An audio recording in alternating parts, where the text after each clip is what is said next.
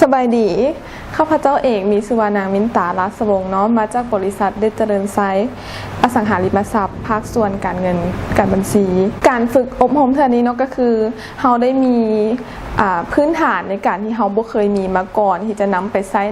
ในเวียกงานของเราในหน้าเวียกที่เกี่ยวข้องกับเวียกงานของเราได้แบบหลายๆเลยการฝึกอบรมครั้งนี้เนาะนอกจากจะเป็นครูอาจารย์ที่ว่าเพิ่นให้ความรู้เรามาหลายแล้วเนาะทีมงานแท็กโดเพิ่นยังเป็นกันเองเพิ่นยังเบิ่งแยงเราเป็นอย่างดีแล้วก็สถานที่เพิ่นก็สะดวกสบายเหมาะแก่การฝึกอบรมสำหรับท่านใดที่ว่ากำลังค้นคว้าหาความรู้ใหม่ๆเป็นเวลาสั้นเนาะแต่ว่ากระทัดหัดแต่ว่าได้ใจความหลายดีเนาะมานี่เลยแท็กโดของบอลนี่เลยเพราะว่าเพิ่นให้ความรู้เขาหลายอย่างอีดีครบถ้วนแล้วก็แน่นอนว่าทานตรงนั้นไปใช้ในเวียกงานของทานได้อย่างหลายแน่นอนขอบใจ